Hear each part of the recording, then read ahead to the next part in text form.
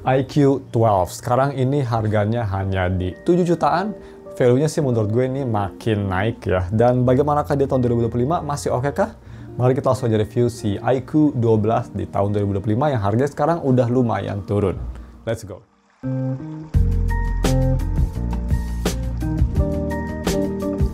Halo guys, nama gue Gustavo dari StuffTech dan mari kita langsung review si iQ12. Seperti biasa yang pertama kita bahas dulu untuk si harga dan speknya. Harganya kira-kira gue beli di harga berapa? Gue beli di harga sekitar 7 juta pas, tapi kalian bisa nyari kalau bisa lagi diskon besar sampai 6 jutaan sih.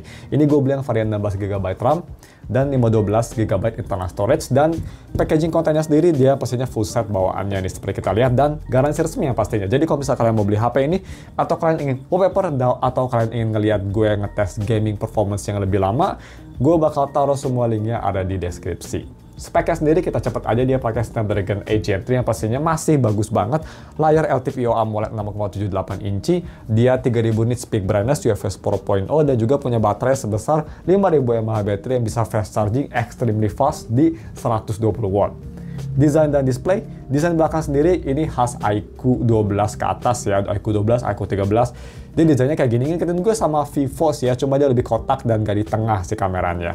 Gue sih suka desainnya, simple, keren, dan logo BMW 3-nya tuh bikin kayak lebih keren ya, jadi kayak lebih sporty gitu. Gue suka desain belakangnya, gak ada masalah, dan di warna putih pun walaupun dia glossy tapi gak fingerprint magnet. Yang hitam yang pasti bakal lebih fingerprint magnet, tapi kalau nggak salah finishnya juga beda ya. Terus untuk layar depan sendiri dia pakai dot display, bezel cukup tipis dan yang pastinya simetris. Desain depan sendiri dia udah kerasa modern, nggak ada masalah. Displaynya bagaimana kira-kira guys? Displaynya ini di tahun 2025 displaynya masih bagus banget. Memang bukan yang paling vibrant, tapi kalau misalnya kalian mau vibrant bisa dituning juga di setting. Display dia view angle bagus, warnanya cukup oke, ngingetin gue sama temperatur warna iPhone ya. Dan nonton film gitu masih kerasa nyaman banget, nggak sakit di mata. Di malam hari pun dia udah ada PWM juga, jadi nyaman lah, nggak ada masalah. Dan untuk si haptic feedbacknya ini menurut gue absolutely amazing. Enak banget, high quality, lumayan cukup strong dan gak ada masalah. Haptic enak, untuk navigasi juga gak ada touch delay sama sekali, enak banget buat dipakai. Visibilitas di bawah sinar matahari ini bisa 3000 nits, tapi dia pikir nggak bisa sampai segitu juga ya. Jadi bisa kita lihat di bawah sinar matahari dia kelihatan banget, tapi masih nggak seterang HP-HP flagship zaman sekarang yang pastinya wajar lah. Dan untuk si biometric sendiri, dia biometric pakai optical fingerprint yang di layar, tapi ini khas HP Cina ya, sayang banget. Posisinya terlalu bawah untuk gue. Gue sih lebih suka agak naik dikit kayak di Meizu atau kayak di Google ya. Itu bagus. Tapi untuk kecepatan sendiri sih ini di iQ12 fingerprintnya cepet banget, hampir instan. Gak ada masalah. Masih flagship level zaman sekarang sekalipun.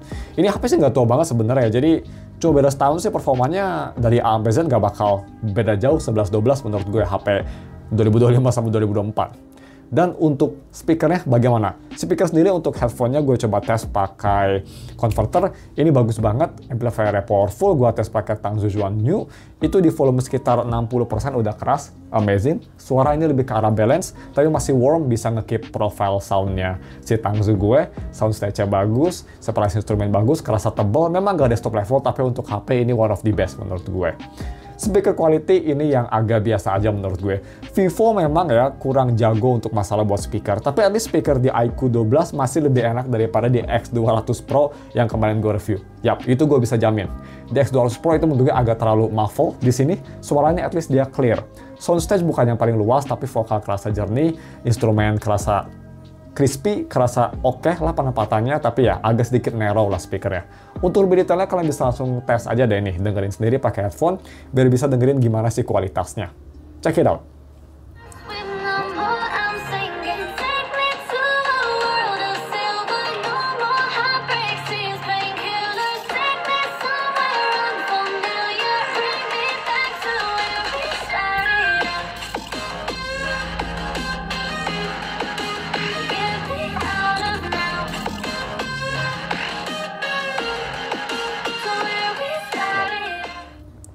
Next kita bahas ke aspek yang sebenarnya bukan untuk HP gaming ya, tapi dia kameranya di sini cukup bagus, yaitu untuk triple kamera HP ini. Dan seperti kalian tahu banyak komplain di iQOO 13 karena kameranya agak sedikit di downgrade setupnya.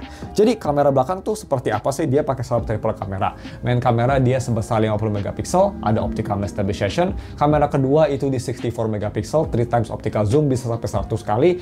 Ada OIS juga, dan kamera ketiga yang terakhir 50 megapiksel ultra wide. Ya, bisa kita lihat kamera belakang ini bener-bener kayak HP flagship biasa ya, nggak kayak flagship gaming loh ini spek kameranya. Bener-bener nuts to buts. Cuma untuk kamera belakang sendiri, dia kalau mau ganti lensa, videonya hanya bisa di 4K 30. Oke, untuk foto sendiri bagaimana? Foto sendiri gue sih suka sama fotonya. Pertama untuk shutter speednya dia cepet banget, dan kalian bisa moto absolutely fast. Kualitas kameranya juga dari periscope, main, ultra wide bisa kita lihat ya, bagus.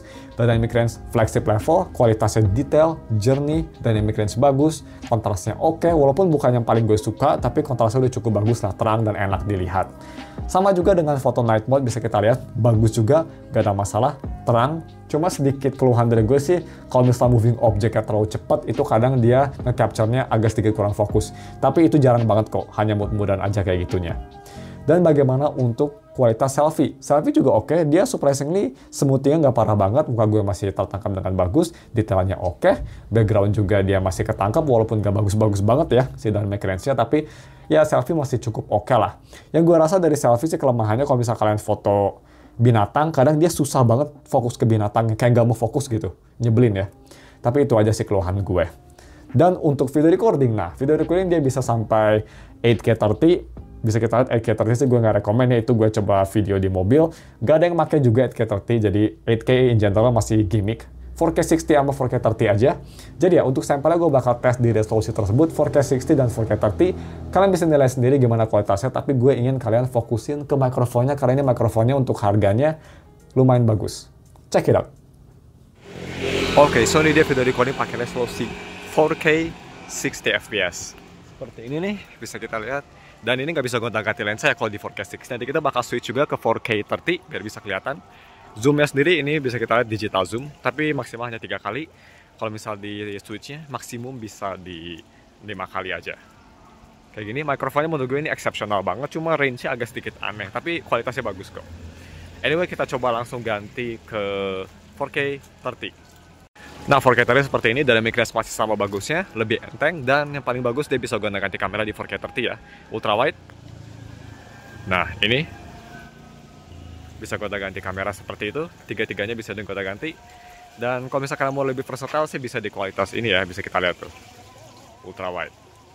Coba ultra wide bisa kita lihat kualitasnya sih nggak sebagus main menurut gue, cuma warnanya sama. Jadi ya seperti itu, dan kita langsung aja ke gaming performance yang menurut gue sih is pretty amazing, bagus banget. Let's go. Gimana? It's quite impressive, right? Next, kita bahas aja langsung untuk bagaimana si gaming performance di HP ini. Yang pasti ini kan HP gaming yang harusnya bagus ya. Kira-kira setahun kemudian apakah masih oke? Masih oke banget lah, apalagi Snapdragon 8 Elite kan performance-nya agak all over the place ya, kayak Nvidia 50 series. Jadi di iQOO 12 harganya lebih murah, performance-nya masih bagus banget. Bisa kita lihat ya, gue main Wuthering Wave, full rata kanan, enak banget, layarnya menurut gue besar, touchscreen-nya nggak ada masalah, main game bener-bener smooth, no problem, RAM-nya lega banget, gak ada stutter, even kalau HP ini thermal throttling setelah main sekitar 10 menit, thermal throttlingnya ini nggak parah banget kayak HP-HP biasa, hanya nurun sekitar 5-10 fps-an lah, dan stutter masih nggak ada. Jadi enak banget main di HP ini lah, masih bagus banget. Kalau misalnya kalian mau lihat gue main game selama 15 menit non-stop di max setting, Wuthering Wave kalian bisa lihat di channel ketiga gue bakal taruh linknya di deskripsi, atau kalian bisa cari di YouTube namanya Steph Test Wibu Game.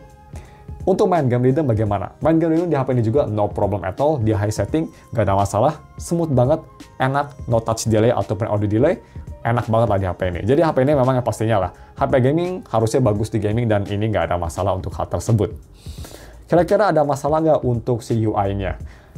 Menurut gue sih nggak ada masalah, dia UI-nya pakai FunTouch 15, jadi masih based on Vivo ya UI-nya.